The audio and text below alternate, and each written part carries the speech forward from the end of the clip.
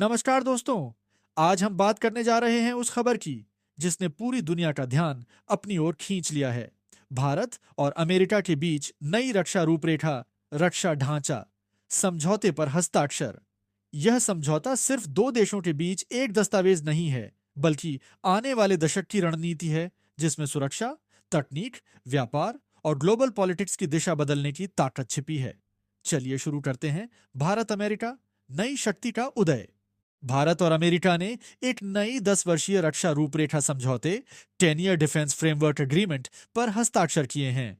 इस समझौते के तहत दोनों देश एक साथ मिलकर defence technology, cyber security, space defence और मिलिट्री एक्सरसाइज पर काम करेंगे। रक्षा मंत्री राजनाथ सिंह और अमेरिकी रक्षा सचिव पीट हेगसेथ की मौजूदगी में यह डील साइन हुई। दोनों नेताओं ने इसे नई साझेदारी का नया दशक कहा। राजनाथ सिंह ने कहा, भारत अब किसी पर निर्भर नहीं रहेगा, बल्कि साझेदारी में नेतृत्व करेगा। वहीं हेडसेथ ने कहा, भारत और अमेरिका साथ हैं तो एशिया में स्थिरता की गारंटी है। टेक्नोलॉजी और रक्षा उत्पादन। इस समझौते के तहत अमेरिका भारत को अत्याधुनिक ड्रोन, रडार सिस्टम और जेट इंजन तकनीक ट्रांसफर करेगा।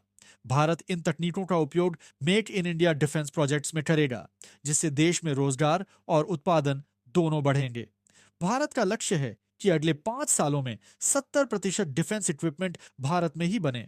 इससे भारत की आत्मनिर्भरता बढ़ेगी और ग्लोबल डिफेंस मार्केट में भारत की पकड़ मजबूत होगी। भाग 3, व्यापार और निवेश। डिफेंस के साथ साथ दोनों देशों ने ट्रेड फ्रेमवर्क पर भी सहमति जताई है। अमेरिका अब भारत का सबसे बड़ा ट्रेडिंग पार्टनर बन चुका है। 190 अरब डॉलर का द्विपक्षीय व्यापार हुआ है। भारत ने अमेरिकी कंपनियों को आमंत्रण दिया है कि वे सेमीकंडक्टर और एआई टेक्नोलॉजी में निवेश करें। टेस्ला, एप्पल और गूगल जैसी कंपनियां पहले से ही भारत में बड़े पैमाने पर निवेश की योजना बना रही हैं। भाग 4, आर्टिफिशियल इंटेलिजेंस और साइबर सुरक्षा। भारत और अमेरिका ने साइबर अटैक और डेटा चोरी जैसे खतरों से निपटने के लिए एक संयुक्त साइबर डिफेंस टास्क फोर्स बनाई है। यह टीम मिलकर काम करेगी ताकि डिजिटल इंफ्रास्ट्रक्चर सुरक्षित रह सके।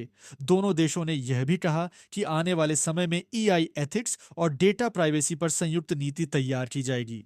भाग 5, ग्लोबल राजनीति और चीन पर असर। इस डील से सबसे ज्यादा चिंता चीन को हुई है। बीजिंग ने बयान दिया है कि भारत को बाहरी ताकतों के साथ मिलकर एशिया की स्थिरता को नहीं बिगाड़ना चाहिए। हालांकि भारत ने साफ कहा है, हमारा मकसद किसी देश के खिलाफ नहीं, बल्कि ग्लोबल शांति के लिए साझेदारी है। कई अंतर्राष्ट्रीय विशेषज्ञ मानते हैं कि भारत और अमेरिका की यह साझेदारी चीन की बेल्ट एंड रोड पॉलिसी के मुकाबले एक संतुलन शक्ति के रूप में उभरेगी। भाग 6, मिलिट्री एक्सरसाइज और इंडो पैसिफिक रणनीति। भारत और अमेरिका अगले साल से नई सैन्य अभ्यास श्रृंखला, जॉइंट मिलिट्री एक्सरसाइजेज शुरू करने वाले हैं। इन्हें डिफेंस कून ऑपरेशन 2035 नाम दिया गया है। ये अभ्यास हिंद महासागर, अरब सागर और प्रशांत क्षेत्र में होंगे, ताकि इंडो पैसिफिक सुरक्षा को मजबूत किया जा सके। इससे भारत की नेवी और एयरफोर्स को आधुनिक तकनीक और वास्तविक युद्ध कौशल दोनों का फायदा मिलेगा। स्पेस और सैटेलाइट सहयोग। दोनों देशों ने एनएएस एआईएसआरओ सहयोग को और आगे बढ़ाने पर भी सहमति जताई है। अब दोनों एजेंसियां मिलकर लूनर रिसोर्स मिशन और क्लाइमेट सैटेलाइट प्रोजेक्ट्स पर काम करेंगी। इससे भारत की स्पेस क्षमता और बढ़ेगी और अमेरिका को एशिया में एक मजबूत सहयोगी मिलेगा। भाग 8, शिक्षा और स्टूडेंट वीजा। भारत और अमेरिका ने शिक्षा को लेकर भी नया कदम उठाया है।